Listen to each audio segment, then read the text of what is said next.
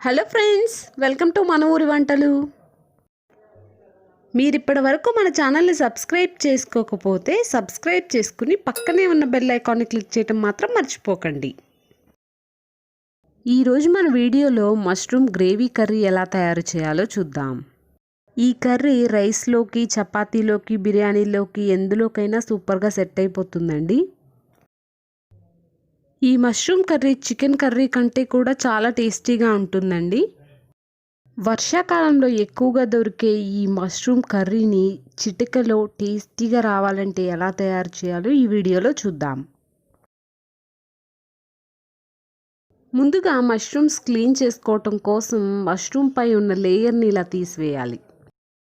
దీనిపైన లేయర్ తీసేయటం వల్ల వీటిపై మట్టి ఏదన్నా ఉంటే పోతాయండి.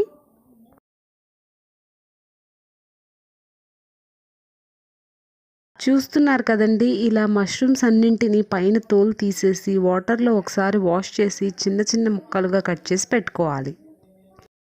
ఇప్పుడు ఒక కడాయి తీసుకుని అందులో 4 టేబుల్ స్పూన్ల ఆయిల్ వేసుకోవాలి. ఆయిల్ వేడయ్యాక ఇందులోకి బిర్యానీ దినుసులు, ముందుగా కట్ చేసి పెట్టుకున్న పచ్చిమిర్చి, ఉల్లిపాయలు వేసుకుని ఉల్లిపాయలు ఫ్రై అయ్యే వరకు ఫ్రై చేసుకోవాలి.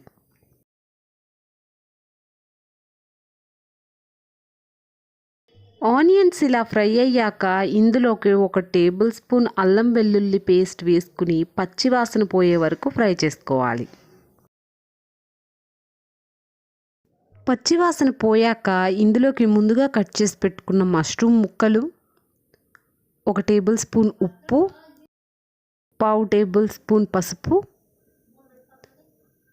1 టేబుల్ స్పూన్ కారం, 1/2 టేబుల్ స్పూన్ గరం మసాలా పొడి వేసుకుని బాగా కలిసేలా ఒకసారి కలుపుకుని ఒక 10 నిమిషాలు ఫ్రై చేసుకోవాలి.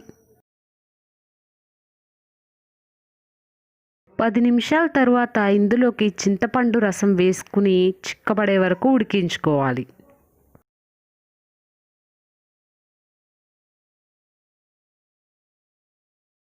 ఇది కొద్దిగా చిక్కబడ్డాక చివరిగా కొద్దిగా కొత్తిమీర వేసుకుని స్టవ్ ఆఫ్ చేసుకోవాలి. అంతే అండి, మష్రూమ్ గ్రేవీ రెడీ అయిపోయింది. ఈ గ్రేవీ చపాతీలోకి, రైస్లోకి, బిర్యానీలోకి చాలా టేస్టీగా ఉంటుందండి. మీరు కూడా మష్రూమ్ గ్రేవీని మీ ఇంట్లో ఒకసారి ఈ విధంగా తయారు చేసి ఎలా వచ్చిందో కామెంట్ సెక్షన్లో కామెంట్ చేయండి. మీకు ఈ వీడియో నచ్చినట్లయితే లైక్ చేసి మీ ఫ్రెండ్స్ అండ్ ఫ్యామిలీతో షేర్ చేయండి. మరెన్నో ఇంట్రెస్టింగ్ వీడియోస్ కోసం మా ఛానల్ని సబ్స్క్రైబ్ చేసుకోండి. Thank you for watching.